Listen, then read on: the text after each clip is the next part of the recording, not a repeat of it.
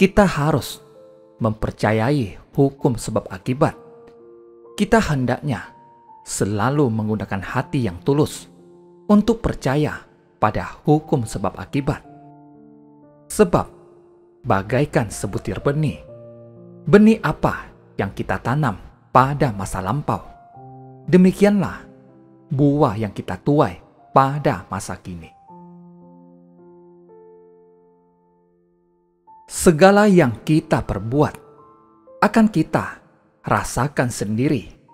Jadi, kita harus menjaga pikiran kita agar selalu lurus dan tidak menyimpang. Kita harus selalu menjalin jodoh baik dengan orang. Bagaimanapun sikap orang terhadap kita, kita hendaknya menerimanya dengan sukacita. Kita perlu tahu bahwa orang yang berbuat baik akan memperoleh kebahagiaan. Orang yang berbuat jahat akan menuai penderitaan. Kebahagiaan dan penderitaan bersumber dari perbuatan kita. Saat bertemu situasi tidak menyenangkan atau terjerat jalinan jodoh buruk, seringkali timbul rasa benci di dalam hati kita. Setelah suatu hal berlalu, kita hendaknya jangan terus menyimpan rasa benci di dalam hati. Kita hendaknya jangan terus menyimpan rasa benci di dalam hati. Kita harus berlapang dada dan berpikiran sederhana. Janganlah selalu menyimpan rasa marah, karena lama-kelamaan ia akan berubah menjadi keluh kesah. Keluh kesah akan berubah menjadi rasa benci.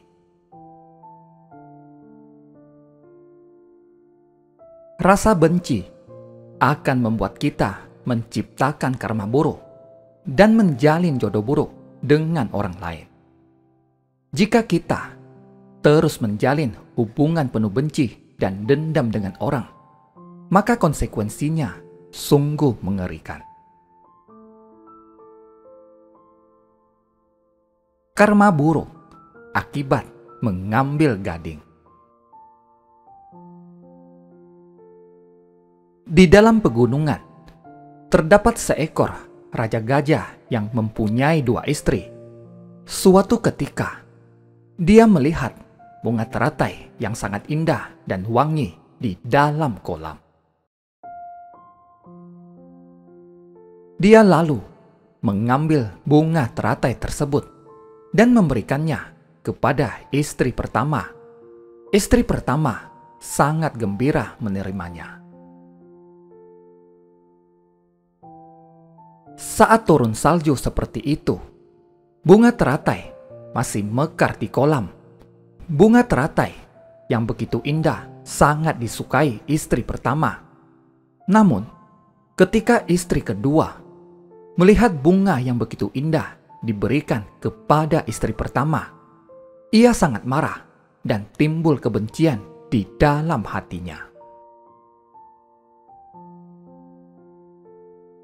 Dia bersumpah di dalam hatinya, pada kehidupan mendatang, saya akan membalas dendam dengan cara sekejam mungkin. Saya pasti membalas dendam. Rasa benci dan niat buruk telah membelenggu hatinya. Tidak lama kemudian, istri kedua meninggal dunia. Dia terlahir kembali di keluarga yang bermartabat tinggi dan berparas sangat cantik. Selain cantik, dia juga sangat pintar.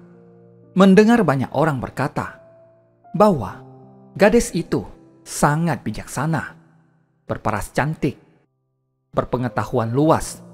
Kaisar pun menjadikannya sebagai selir.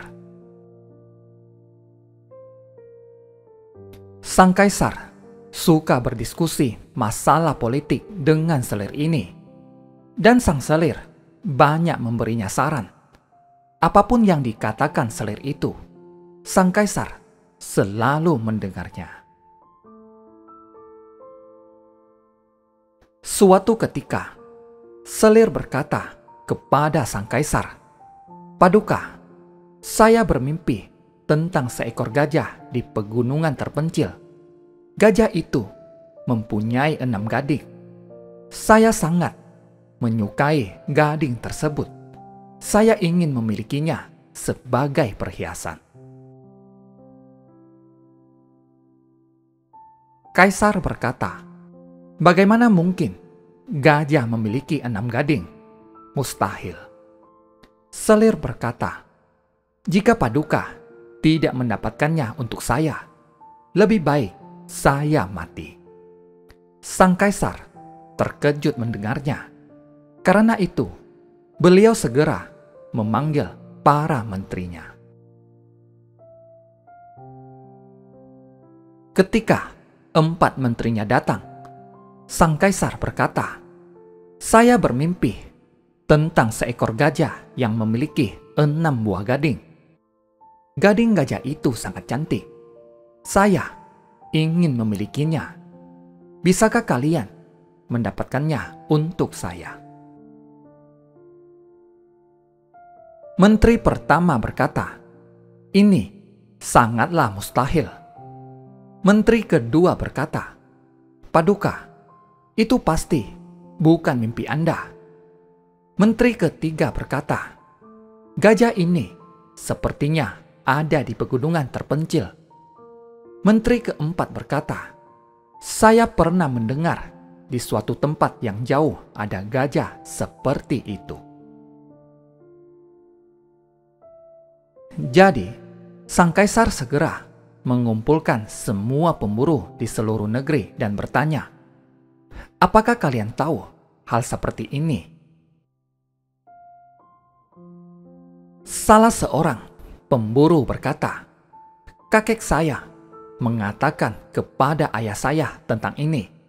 Saya pernah mendengarnya, tetapi tempat itu sangat jauh. Saya tidak tahu di mana persisnya." Sang selir berkata, "Saya tahu tempatnya. Jika kalian punya niat, jalanlah ke arah selatan sejauh 1.500 km. Di sana ada sebuah gunung. Anda dakilah gunung itu dan terus berjalan ke arah selatan. Jika ingin mengambil gading gajah itu, di tengah perjalanan, Anda galilah sebuah lubang di pinggir jalan. Lalu, Anda harus menyamar sebagai biksu, karena gajah ini sangat menghormati 3 permata. Jadi, Anda harus menyamar sebagai seorang biksu, mencukur rambut dan jenggot Anda, dan mengenakan jubah biksu, lalu bersembunyi di dalam lubang itu. Ketika Raja Gajah datang, Anda mempunyai kesempatan untuk membunuhnya dan mengambil gadingnya." Pemburu itu sungguh melakukannya sesuai dengan petunjuk sang selir. Tidak lama setelah bersembunyi di dalam lubang itu, gajah itu datang. Pemburu itu segera menikam gajah tersebut.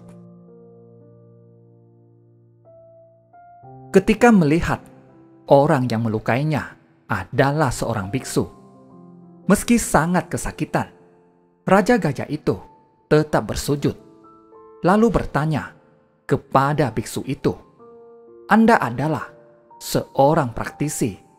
Mengapa Anda melukai saya?" Pemburu berkata, "Saya ingin mengambil gadingmu." Gajah menjawab, "Baiklah, Anda lekaslah ambil.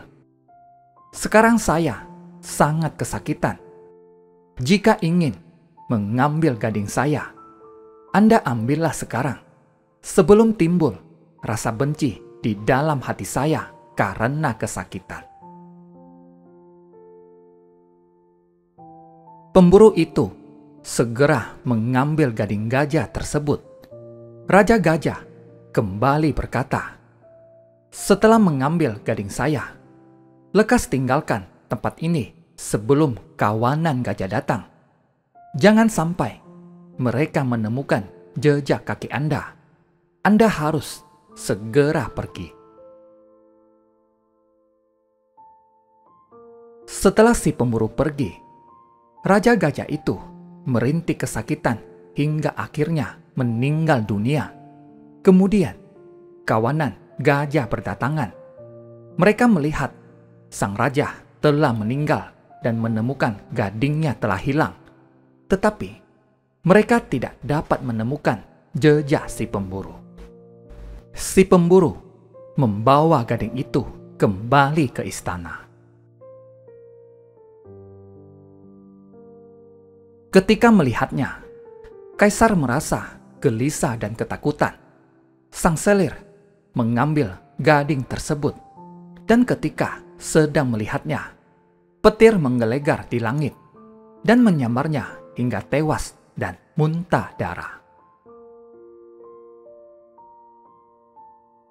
Coba bayangkan betapa menakutkannya rasa dendam dan benci. Susah payah dia bisa terlahir di alam manusia setelah menjadi binatang.